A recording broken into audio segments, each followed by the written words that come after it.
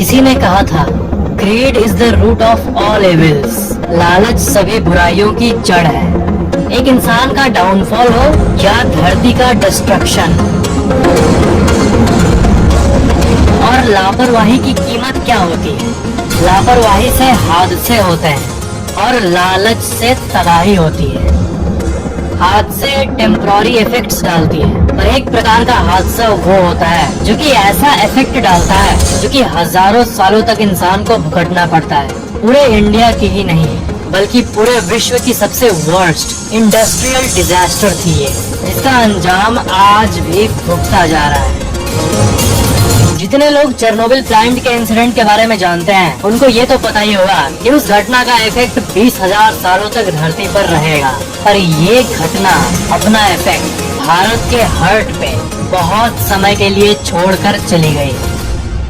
Effect तब तक जब तक ये धरती रहेगी।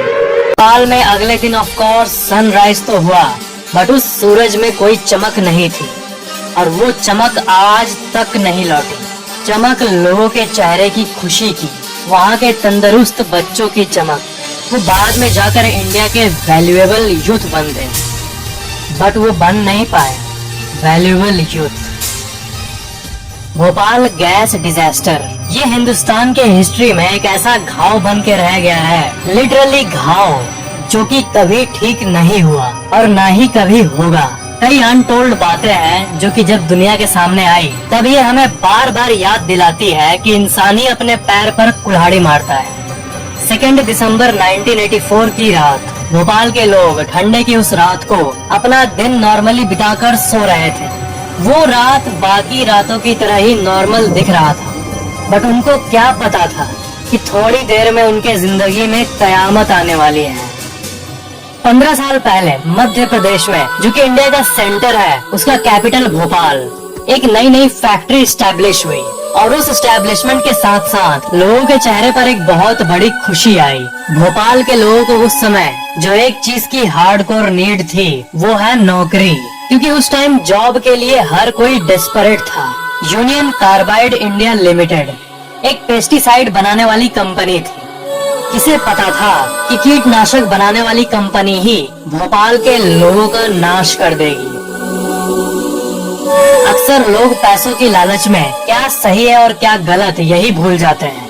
नॉलेज और अवेयरनेस की कमी के चलते पैसे को ही लोग टॉप प्रायोरिटी देने लगते हैं और कभी कभी लापरवाही में आकर अपने जान से भी ज्यादा प्रायोरिटी। लोगों को केमिकल्स के बारे में उतना मालूम नहीं था, बस इतना मालूम था कि पैसे मिलने हैं हमें और ये काम थोड़ा खतरनाक है। यूनियन कार्बाइड में काम करने के लिए वहाँ के लोग मरते थे और कंपनी में लापरवाही और लालच दोनों थी। मशीन की मेंटेनेंस होगी नहीं होगी चलेगा, पर प्रोडक्शन होते रहना चाहिए। वर्कर्स की सेफ्टी हो या ना हो, प्रॉफिट बढ़ते रहना चाहिए। कई सेफ्टी इक्विपमेंट्स को तो कभी इंस्टॉल ही नहीं किया गया।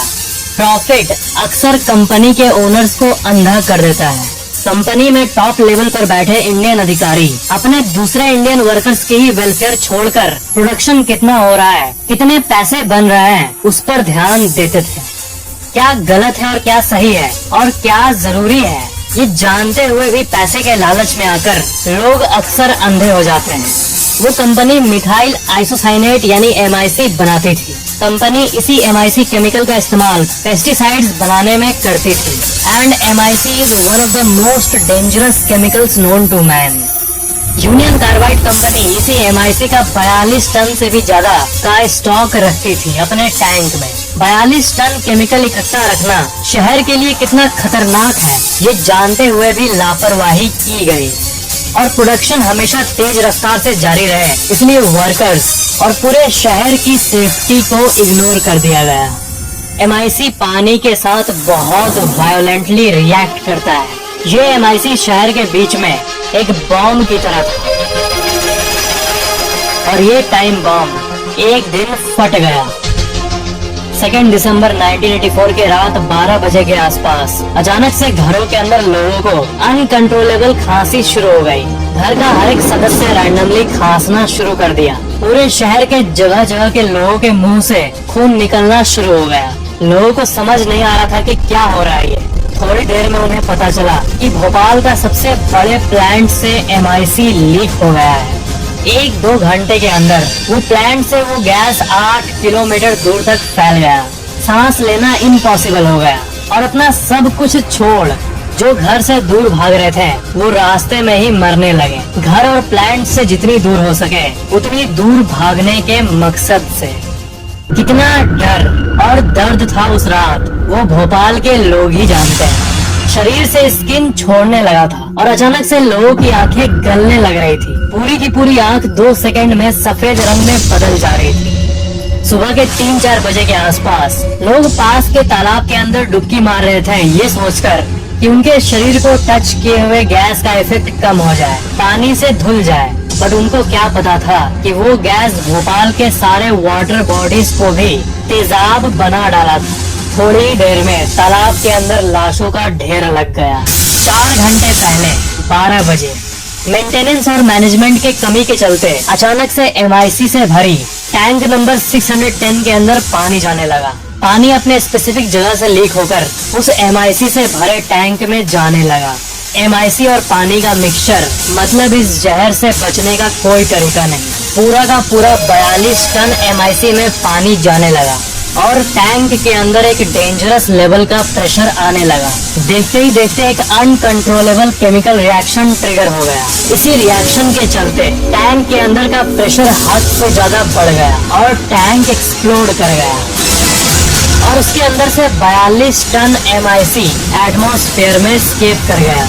MIC शरीर में घुसकर खून के साथ मिलकर फेफड़ों के ऊपर बहुत ज्यादा फोर्स के साथ प्रेशर डाल रहा था, जिससे सांस लेना लगभग नामुमकिन हो रहा था। सुबह 5 बजे के बाद शहर में डेड बॉडीज की कतारें लग गई। अगले सुबह का जो सूरज निकला वो भी शायद कह रहा होगा क्या हो गया ये भोपाल को। एक रात में वहाँ के लोगों ने सब कुछ खो दिया, सब कुछ। पूरे शहर में लाशें बिखरी पड़ी थी, रेलवे ट्रैक्स पर, तालाबों में, घरों में, जानवरों और इंसानों की लाशों से पूरा भोपाल घिरा हुआ था। इस घटना के चलते भोपाल के लोगों ने एक रात में अपना घर खो दिया, अपने बच्चों को खो दिया, अपने जिंदगी को खो दिया। पूरा इंडिया उस दिन कांप उठा था। करीब 2000 लोगों की मौत एक रात में हो गई थी और लाखों लोगों के अंदर वो जहर घुस गया जो कि उनके DNA को ब्रेक करके उनके आने वाली फ्यूचर पीढ़ी को भी डिसेबल्ड जन्म देने वाली थी। 5,20,000 से भी ज्यादा लोग उस गैस के संपर्क में आए।